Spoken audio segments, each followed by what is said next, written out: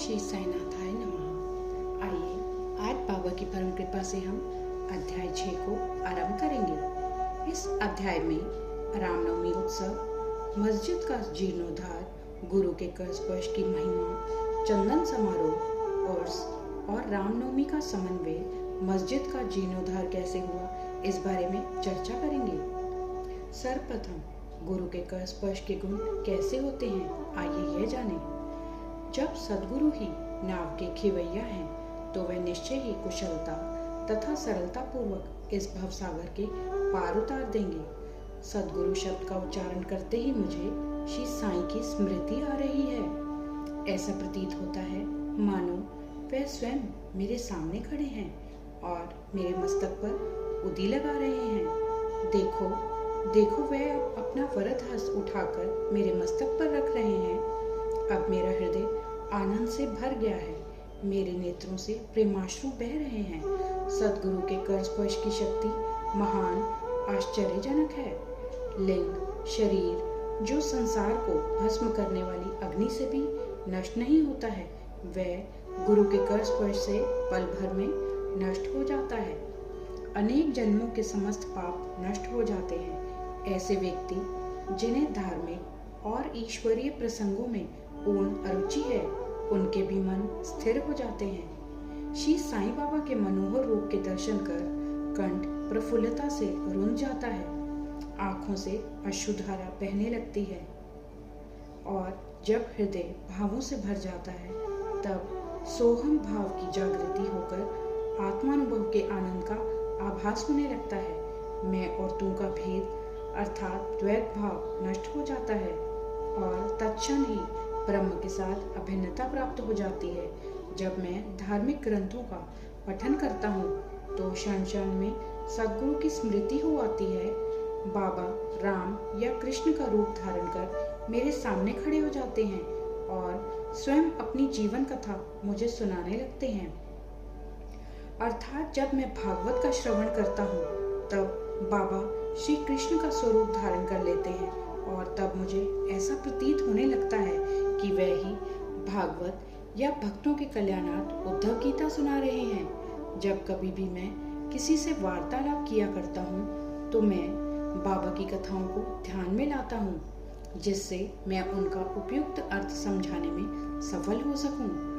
तब एक शब्द या वाक्य की रचना भी नहीं कर पाता हूँ, परंतु जब वह स्वयं कृपा कर मुझसे लिखवाने लगते हैं, तब फिर उसका कोई अंत नहीं होता।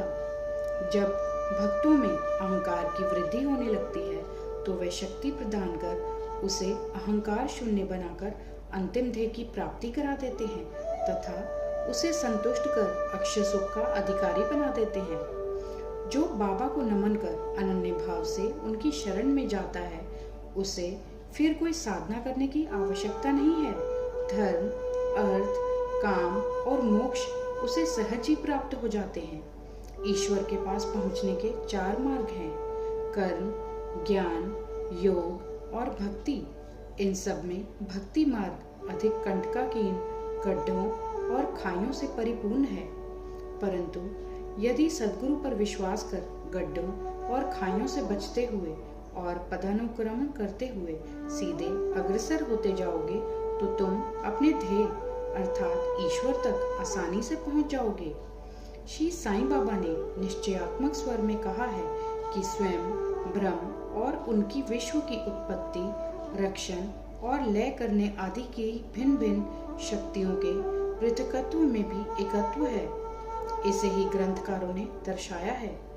भक्तों के कल्याणार्थ श्री साईं बाबा ने स्वयं जिन वचनों से आश्वासन दिया था, उनको नीचे उद्धृत किया जाता है।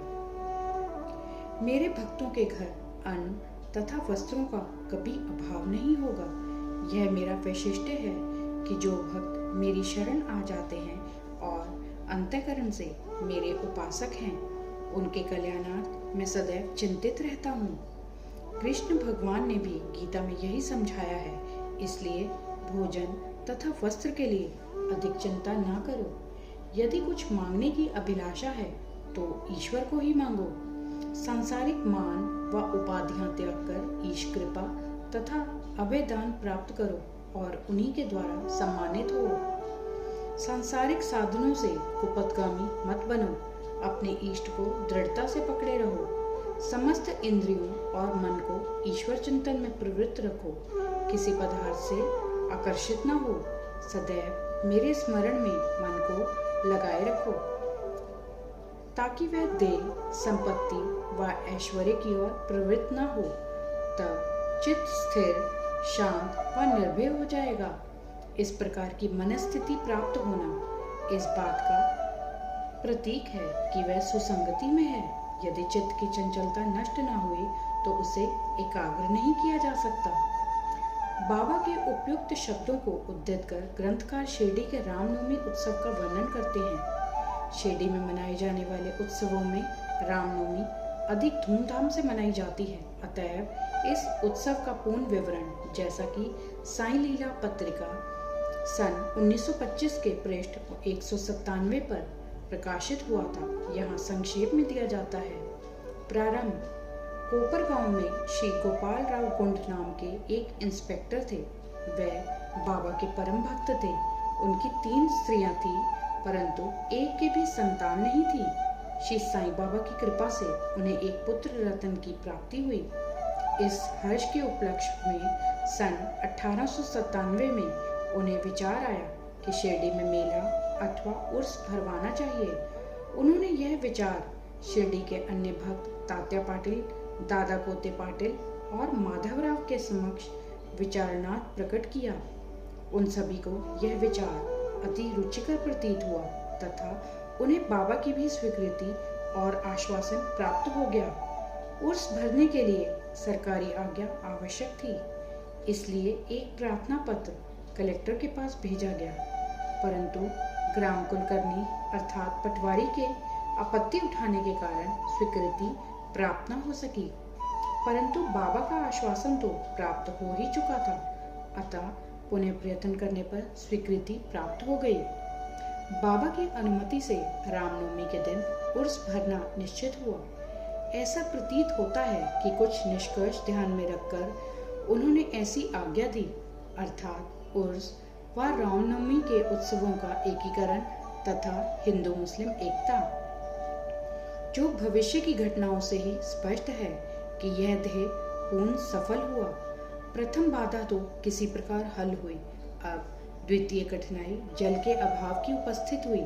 शिरडी तो एक छोटा सा ग्राम था और पूर्व काल से ही वहाँ जल का अभाव बना रहता था। गांव में केवल 2 कुएं थे, जिनमें से एक तो प्रायः सूख जाया करता था और दूसरे का पानी खारा था।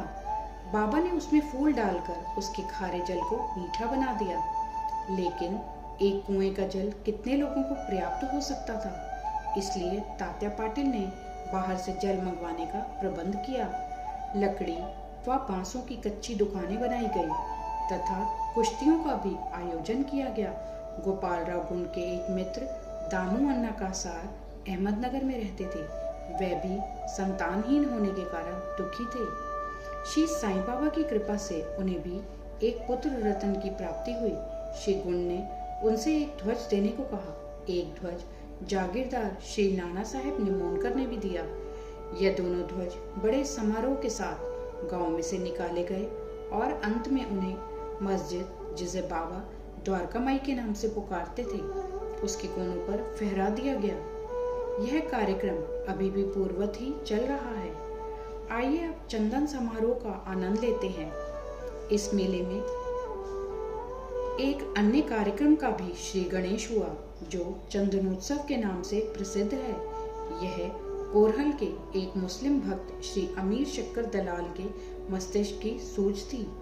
प्रायः इस प्रकार का उत्सव सिद्ध मुस्लिम संतों के सम्मान में ही किया जाता है। बहुत सा चंदन घिसकर और बहुत सी चंदन धूप थालियों में भरी जाती है तथा लोबान जलाते हैं और अंत में उन्हें मस्जिद में पहुंचाकर जुलूस समाप्त हो जाता है। थालियों का चंदन और धूप नीम पर और मस्जिद की दीवारों पर डाल दिया जाता है। इस उत्सव का प्रबंध प्रथम 3 वर्षों तक श्री अमीर शक्कर ने किया और उसके पश्चात उनकी धर्मपत्नी ने किया। इस प्रकार हिंदुओं द्वारा ध्वज व मुसलमानों के द्वारा चंदन का जुलूस एक साथ चलने लगा और अभी तक उसी तरह चल रहा है। आइए अब बाबा के द्वारा किए गए प्रबंध के बारे में जानिए। रामनवमी का दिन श्री साईं बाबा के भक्तों को अत्यंत ही प्रिय और पवित्र है। कार्य करने के लिए बहुत से स्वयं सेवक तैयार हो जाते थे और वे मेले के प्रबंध में सक्रिय भाग लेते थे। बाहर के समस्त कार्यों का भार तात्या पाटिल और भीतर के कार्यों को श्री साईं बाबा की एक परम भक्त महिला राधा कृष्ण माई संभालती थी। इस अवसर पर उनका निवास स्थान अतिथियों से परिपूर्ण रहता और उन्हें सब लोगों की आवश्यकताओं का भी ध्यान रखना पड़ता था। साथ ही वह मेले की समस्त आवश्यक वस्तुओं का भी प्रबंध करती थी। दूसरा कार्य जो वह स्वयं खुशी से किया करती वह था मस्जिद की सफाई करना, चूना पोतना आदि। मस्जिद की फर्श तथा दीवारें निरंतर धूनी जलने के कारण काली पड़ गई थी। जब रात्रि को बाबा चावड़ी में विश्राम करने चले जाते तब वह ये कार्य कर लिया करती थी। समस्त वस्तुएं धूनी सहित बाहर निकालनी पड़ती थी और सफाई व पुताई हो जाने के पश्चात पूर्वक सजा दी जाती थी। बाबा का अत्यंत प्रिय कार्य गरीबों को भोजन कराना भी इस कार्यक्रम का एक अंग था। इस कार्य के लिए वृहद भोज का आयोजन किया जाता था और अनेक प्रकार की मिठाइयाँ बनाई जाती थी। यह सब कार्य राधा कृष्ण माई के निवास स्थान पर ही होता था। बहुत से धनाढ्य व श्रीमंत भक्त इस कार्य में आर्थिक सहायता पहुंचाते थे। आइए उर्स का रामनवमी के त्योहार में समन्वय कैसे हुआ इस बारे में जानें। सब कार्यक्रम इसी तरह उत्तम प्रकार से चलता रहा और मेले का महत्व शनय शनय बढ़ता ही गया। सन 1911 में एक परिवर्तन हुआ। एक भक्त कृष्णराव जोगेश्वर भीष्म श्री साईं सगुनोपासना के लेखक अमरावती के दादा साहेब खारपर्डे के साथ मेले के एक दिन पूर्व शिरडी के दीक्षितवाड़ा में ठहरे। जब वे दालान में लेटे हुए विश्राम कर रहे थे तब उन्हें एक कल्पना सूझी। इसी समय श्री लक्ष्मण राव उपनाम काका महाजनी पूजन सामग्री लेकर मस्जिद की ओर जा रहे थे। उन दोनों में विचार विनिमय होने लगा और उन्होंने सोचा कि शिरडी में उर्स व मेला ठीक रामनवमी के दिन ही भरता है। इसमें अवश्य ही कोई गूढ़ रहस्य निहित है। रामनवमी का दिन हिंदुओं को बहुत ही प्रिय है। कितना अच्छा हो यदि रामनवमी उत्सव अर्थात श्री राम का जन्म दिवस का भी श्री गणेश कर दिया जाए। काका महाजनी को यह विचार रुचिकर प्रतीत हुआ। अब मुख्य कठिनाई हरिदास के मिलने की थी जो इस शुभ अवसर पर कीर्तन व ईश्वर गुणानुवाद कर सके, परंतु भीष्म ने इस समस्या को हल कर दिया। उन्होंने कहा कि मेरा स्वरचित राम आख्यान जिसमें राम जन्म का वर्णन है तैयार हो चुका है। मैं उसका ही कीर्तन करूंगा और तुम हारमोनियम पर साथ करना तथा राधा कृष्ण माई सुठवड़ा, सौंठ और शक्कर मिश्रित चूर्ण तैयार कर देंगी। तब वह दोनों शीघ्र ही बाबा की स्वीकृति प्राप्त करने हेतु मस्जिद को गए। बाबा तो अंतर्यामी थे, उन्हें तो सब ज्ञान था कि वाड़े में क्या क्या हो रहा है। बाबा ने महाजनी से प्रश्न किया कि वहाँ क्या चल रहा था। इस आकस्मिक प्रश्न से महाजनी घबरा गए और बाबा के शब्दों का अभिप्राय न समझ सकने के कारण वे स्तब्ध होकर खड़े रह गए। तब बाबा ने भीष्म से पूछा कि क्या बात है। भीष्म ने रामनवमी उत्सव मनाने का विचार बाबा के समक्ष प्रस्तुत किया तथा स्वीकृति देने की प्रार्थना की। बाबा ने भी सहर्ष अनुमति दे दी। सभी भक्त हर्षित हुए और राम जन्मोत्सव मनाने की तैयारियां करने लगे। दूसरे दिन रंग बिरंगी झंडियों से मस्जिद सजा दी गई। श्रीमती राधा कृष्ण माई ने एक झूला लाकर बाबा के आसन के समक्ष रख दिया और फिर उत्सव प्रारंभ हो गया। भीष्म कीर्तन करने को खड़े हो गए और महाजनी हारमोनियम पर उनका साथ करने लगे। तभी बाबा ने महाजनी को बुलावा भेजा। यहाँ महाजनी शंकित थे कि बाबा उत्सव मनाने को आज्ञा देंगे भी या नहीं, परंतु जब वे बाबा के समीप पहुंचे तो बाबा ने उनसे प्रश्न किया, यह सब क्या है, यह झूला क्यों रखा गया है। महाजनी ने बतलाया कि रामनवमी का कार्यक्रम प्रारंभ हो गया है और इसी कारण यह पालना यहाँ रखा गया है। बाबा ने निम्बर पर से 2 हार उठाए। उनमें से एक हार तो उन्होंने काका जी के गले में डाल दिया और दूसरा भीष्म के लिए भेज दिया। अब कीर्तन प्रारंभ हो गया था। कीर्तन समाप्त हुआ तब श्री राजाराम की उच्च स्वर में जय जयकार हुई। कीर्तन के स्थान पर गुलाल की वर्षा की गई। जब हर कोई प्रसन्नता से झूम रहा था तब अचानक ही एक गरजती हुई ध्वनि उनके कानों पर पड़ी। वस्तुतः जिस समय गुलाल की वर्षा हो रही थी तो उसके कुछ कण अनायास ही बाबा की आंख में चले गए। तब बाबा एकदम क्रुद्ध होकर उच्च स्वर में अपशब्द कहने व कोसने लगे। यह दृश्य देखकर सब लोग भयभीत होकर सिर पिटाने लगे। बाबा के स्वभाव से भली भांति परिचित अंतरंग भक्त भला इन अपशब्दों का कब बुरा मानने वाले थे। बाबा के इन शब्दों तथा वाक्यों को उन्होंने आशीर्वाद समझा।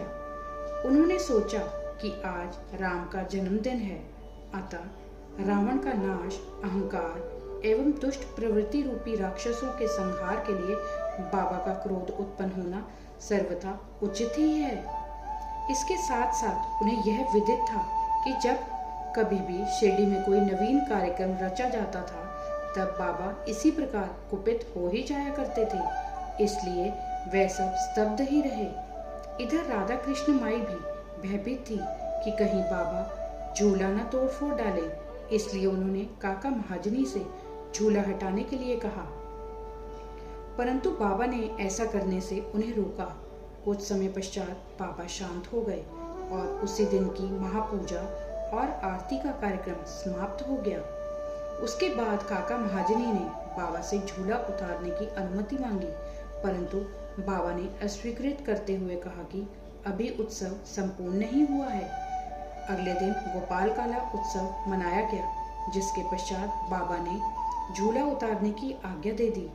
उत्सव में दही मिश्रित पोहा एक मिट्टी के बर्तन में लटका दिया जाता है और कीर्तन समाप्त होने पर वह बर्तन फोड़ दिया जाता है और प्रसाद के रूप में वह पोहा सबको वितरित कर दिया जाता है, जिस प्रकार श्री कृष्ण ने ग्वालों के साथ किया था। रामनवमी उत्सव इसी तरह दिन भर चलता रहा। दिन के समय 2 ध्वजों का जुलूस और रात्रि के समय चंदन का जुलूस बड़ी धूमधाम और समारोह के साथ निकाला गया। इस समय के पश्चात ही उर्स रामनवमी के उत्सव के रूप में परिवर्तित हो गया। अगले वर्ष सन 1912 से रामनवमी के कार्यक्रमों की सूची में वृद्धि होने लगी। श्रीमती राधा कृष्ण माई ने चैत्र की प्रतिपदा से नाम सप्ताह प्रारंभ कर दिया। लगातार दिन रात 7 दिन तक भगवत नाम लेना नाम सप्ताह कहलाता है। सब भक्त इसमें बारी बारी से भाग लेते थे। वह भी प्रातःकाल सम्मिलित हो जाया करती थी। देश के सभी भागों में रामनवमी का उत्सव मनाया जाता है, इसलिए अगले वर्ष हरिदास के मिलने की कठिनाई पुनः उपस्थित हुई, परंतु उत्सव के पूर्व ही यह समस्या भी हल हो गई। 5-6 दिन पूर्व श्री महाजनी की बाला बुआ से अकस्मात भेंट हो गई। बुआ साहिब आधुनिक तुकाराम के नाम से प्रसिद्ध थे और इस वर्ष कीर्तन का कार्य उन्हें ही सौंपा गया। अगले वर्ष सन 1913 में श्री हरिदास सतारा जिले के बालाबुआ सातार वृहद सिद्ध कवटे ग्राम में प्लेग का प्रकोप होने के कारण अपने गांव में हरिदास का कार्य नहीं कर सकते थे। इस वर्ष वह शिरडी में आए। काका साहेब दीक्षित ने उनके कीर्तन के लिए बाबा से अनुमति प्राप्त की। बाबा ने भी उन्हें यथेष्ट पुरस्कार दिया। सन 1914 से हरिदास की कठिनाई बाबा ने सदैव के लिए हल कर दी।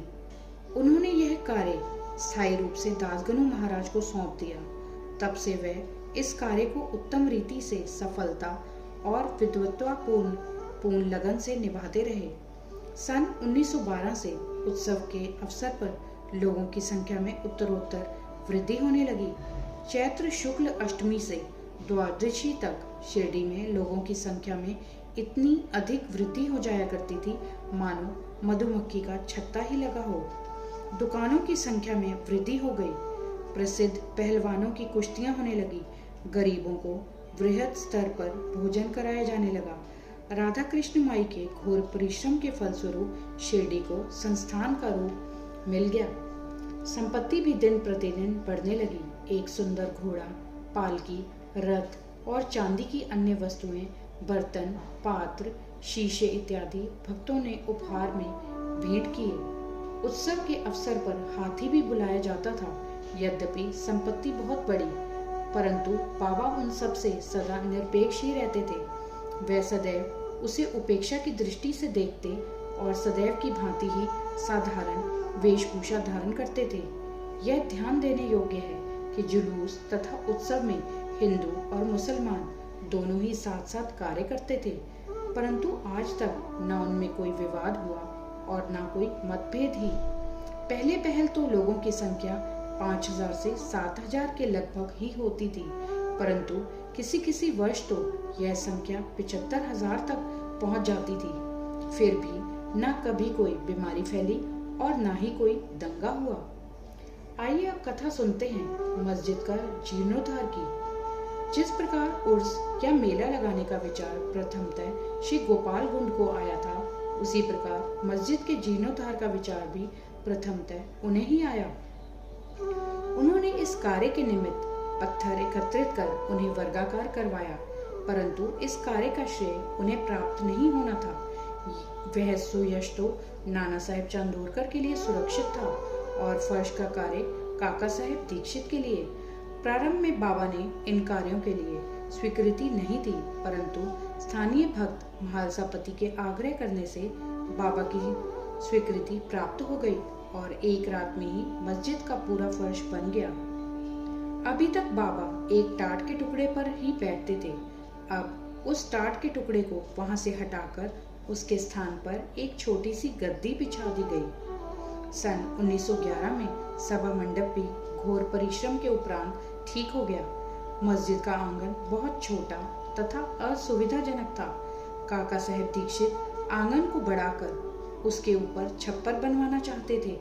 यथेष्ट द्रव्य राशि व्यय कर उन्होंने लोहे के खंभे, बल्लियां व कैंचियां मोल ली और कार्य भी प्रारंभ हो गया। दिन रात परिश्रम कर भक्तों ने लोहे के खंभे जमीन में गाड़े। जब दूसरे दिन बाबा चावड़ी से लौटे, उन्होंने उन खंभों को उखाड़कर फेंक दिया और अति क्रोधित हो गए। वे एक हाथ से खंभा पकड़कर उसे उखाड़ने लगे और दूसरे हाथ से उन्होंने तात्या का साफा उतार लिया और उसमें आग लगाकर गड्ढे में फेंक दिया। बाबा के नेत्र जलते हुए अंगारे के सदृश लाल हो गए। किसी को भी उनकी ओर आंख उठाकर देखने का साहस नहीं होता था। सभी बुरी तरह भयभीत होकर विचलित होने लगे कि अब क्या होगा। भागोजी शिंदे, बाबा के एक कौड़ी भक्त, कुछ साहस कर आगे बढ़े, पर बाबा ने उन्हें धक्का देकर पीछे ढकेल दिया। माधवराव की भी वही गति हुई। बाबा उनके ऊपर भी ईंट के ढेले फेंकने लगे। जो भी उन्हें शांत करने गया, उसकी वही दशा हुई। कुछ समय के पश्चात क्रोध शांत होने पर बाबा ने एक दुकानदार को बुलाया और एक जरीदार साफा खरीदकर अपने हाथों से उसे तात्या के सिर पर बांधने लगे, जैसे उन्हें विशेष सम्मान दिया गया हो। यह विचित्र व्यवहार देखकर भक्तों को आश्चर्य हुआ। वे समझ नहीं पा रहे थे कि किस अज्ञात कारण से बाबा इतने क्रोधित हुए। उन्होंने तात्या को क्यों पीटा और तत्क्षण ही उनका क्रोध क्यों शांत हो गया। बाबा कभी कभी अति गंभीर तथा शांत मुद्रा में रहते थे और बड़े प्रेम पूर्वक वार्तालाप किया करते थे, परंतु अनायास ही बिना किसी गोचर कारण के वे क्रोधित हो जाया करते थे। ऐसी अनेक घटनाएं देखने में आ चुकी हैं, परंतु मैं इसका निर्णय नहीं कर सकता कि उनमें से कौन सी लिखूं और कौन सी छोड़ूं। अतः जिस क्रम में वे याद आती जाएंगी, उसी प्रकार उनका वर्णन किया जाएगा। अगले अध्याय में बाबा यवन हैं या हिंदू, इसका विवेचन किया जाएगा तथा योग, साधन, शक्ति और विषयों पर भी विचार किया जाएगा। श्री सद्गुरु साईनाथार्पणमस्तु। शुभम भवतु। सप्ताह पारायण प्रथम विश्राम संपूर्णम। ओम श्री साईनाथाय नमः। ओम साई राम।